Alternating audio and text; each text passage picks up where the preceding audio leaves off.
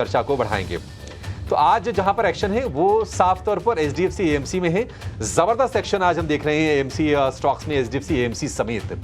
Jefferies ने खरीदारी की राय दी है और लक्ष्य बढ़ाकर कर दिया है 5,450 रुपए, तो ये शेयर चल रहा है। रेलिस इंडिया टाटा ग्रुप का स्टॉक है, ये काफी समय से वोलेटाइल था, लेकिन नतीजे जो Q2 के आए हैं यानी कि सितंबर तिमाही के आए हैं वो बहुत ही कमाल के आए हैं। प्रॉफिट हो गया है डबल, आय के फ्रंट पर भी बहुत अच्छा हमने देखा कि बढ़िया हमने प्रदर्शन देखा है और उसके चलते शेयर में उछाल है। आज शुरुआती सत्र में ही ये शेयर 10% से ज्यादा चढ़ गया था। रेल टीएल का शेयर भी चल रहा है और हम देख रहे हैं कि चुनिंदा रेलवे जो शेयर हैं उनमें लोअर लेवल से बाइंग लौट रही है। रेल टेल को महाराष्ट्र सरकार से 80 करोड़ का ऑर्डर मिला है और इसके चलते इस शेयर में भी 5 से 7% के आसपास की बढ़िया तेजी पर कारोबार हो रहा है। कहां पर है खबरों के दम पर और कौन से शेयर तेजी से चढ़ रहे हैं, कौन से गिर रहे हैं, ये पूरा अपडेट लेकर हमारे सहयोगी जिन्हें नागर हमारे साथ जुड़ गए हैं। जिन्हें बताइए क्या एक्शन हो रहा है। जी बिल्कुल, पहले बात करते हैं खबरों वाले शेयर्स पे। तो गोदरेज प्रॉपर्टीज़ हमें फोकस में दिखेगा। कंपनी 3 प्लॉट्स के लिए हाईएस्ट बिडर निकल कर आया है और कंपनी ने रिपोर्ट किया है कि जो कंबाइंड मार्केट रेवेन्यू पोटेंशियल है इन तीनों प्लॉट का वो होगा 3,500 करोड़ रुपए। बात करते हैं अगले स्टॉक की, स्टरलाइट टेक्नोलॉजीज। कंपनी ने अभी रिपोर्ट किया थोड़ी देर पहले ही कि कंपनी ने एआई लेड डेटा सेंटर्स में एंट्री की है। कंपनी का एक इंटीग्रेटेड पोर्टफोलियो होगा, ऑप्टिकल पोर्टफोलियो, जिसके थ्रू इन्होंने एआई लेड डेटा सेंटर्स में अपनी एंट्री की है। इसी के साथ अब देख लेते हैं कौन से मिड कैप शेयर्स है जहाँ पर हमें नज़र आ रहे हैं बढ़ोतरी। तो पहला रहेगा एचडीएफसी एएमसी, वहाँ पे हमें आज अच्छा खासा गेन देखने मिल रहा है। उसके अलावा Voltas, Cummins India, tube investment of India और भारतीय हेक्साकॉम, ये भी शेयर्स है जहाँ पे आज हमें गेंस देखने मिल रहे हैं। वहीं अगर हम लूजर्स की तरफ नज़र डाल दें कहाँ पे आज हमें घटौती देखने मिल रही है, तो top losers mid cap space में है BSc, Cochin shipyard, oil India, Coforge और एल्केम लैबोरेटरीज। ये कुछ गिरने वाले, ये कुछ चढ़ने वाले शेयर और खबरों के दम पर जो एक्शन है वो भी आपको जिन्हें ने बता दिया कि गोदरेज प्रॉपर्टीज़ और स्टरलाइट टेक ये 2 शेयर हैं जहां पर आज न्यूज़ आई हो और न्यूज़ के दम पर एक्शन हो रहा है। लेकिन एक और खबर आ रही है सूत्रों के हवाले से, एक्सक्लूसिव खबर है टीना स्वदेश की, कि कैबिनेट से कोस्टल शिपिंग बिल को मंजूरी मिल गई है। निश्चित तौर पर शिपिंग सेक्टर के लिए ये पॉजिटिव होगी और ऐसा माना जा रहा है कि इसके जो रेगुलेटरी जो भी नॉर्म्स हैं वो थोड़े से रिलीव हो जाएंगे, उससे थोड़ी सी आसानी मिल जाएगी शिपिंग वाली कंपनीज को। शिपिंग वाले शेयरों में रुचित हमने कल देखा भी है कि कल मझगांव डॉक या फिर garden reach ship builder, Cochin shipyard का तो खैर ओएफएस भी आज खुला हुआ है और इसके चलते आज हम शेयर में थोड़ा प्रेशर देख रहे हैं।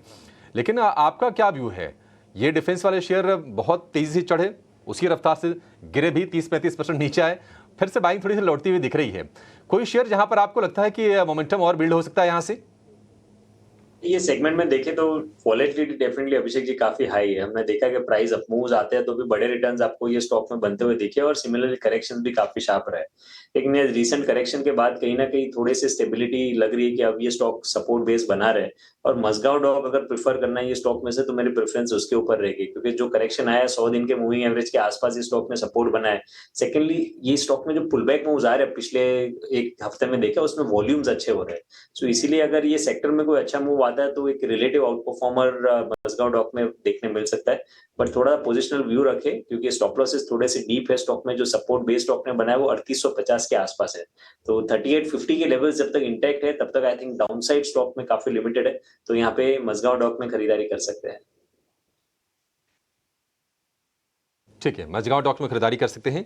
मिड कैप के कुछ और शेयरों का जरा मूड चेक करते हैं और उसमें हम देख रहे हैं कि एचडीएफसी एएमसी में नतीजों के बाद तेजी बन रही है, ब्रोकरेजेस का अपग्रेड भी आया है इसको लेकर, और एक शेयर जो ऊपरी स्तरों से थोड़ा थोड़ा करेक्शन दिखा के फिर से आज साहस जुटा के ऊपर जा रहा है, वो है कमिंस इंडिया का शेयर। वैसे अगर आप पूरे कैपिटल गुड्स के बास्केट को देखेंगे तो सारे के सारे शेयर ही चल रहे हैं। सीमेंस हमारे एक्सपर्ट्स को ज़्यादा पसंद रहा है, उस पर लगातार बाय की कॉल आई है। सीमेंस में आज तेजी थोड़ी सी कम है कमिंस के मुकाबले और उसकी वजह है कि कमिंस ने अपनी स्ट्रेंथ को थोड़ी गंवाई थी बीच में।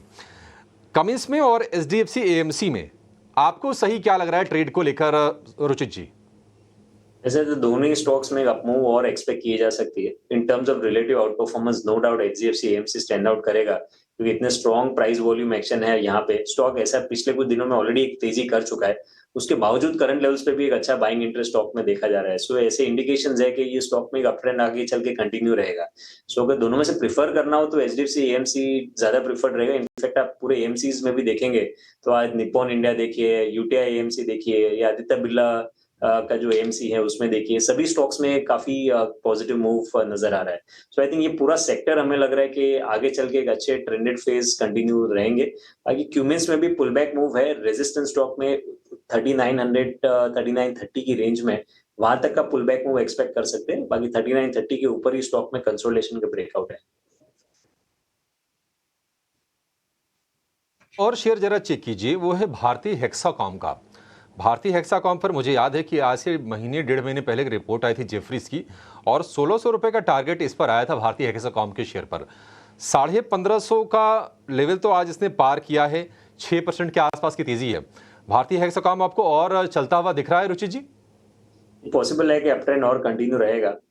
यहाँ पे हाई टॉप हाई बॉटम का स्ट्रक्चर है। अब जो भी लिस्टिंग के बाद में डेटा है उसमें ऑल टाइम हाई पे स्टॉक ट्रेड कर रहा है, तो टेक्निकली टारगेट्स देना स्टॉक में मुश्किल है। बट लेकिन स्टॉक में काफी स्ट्रॉन्ग सपोर्ट बेस 1350 पे अभी स्टॉक बना चुका है। सो जब तक ये 1350 के लेवल्स इंटैक्ट है, कोई भी छोटे मोटे करेक्शन भी आएंगे तो फिर से स्टॉक में बाइंग इंटरेस्ट देखा जाएगा। तो कोई भी अगर एग्जिस्टिंग पोजिशन हो तो उनको सलाह रहेगी कि ये ट्रेंड को राइड करना चाहिए और अपनी पोजिशन को होल्ड करना चाहिए।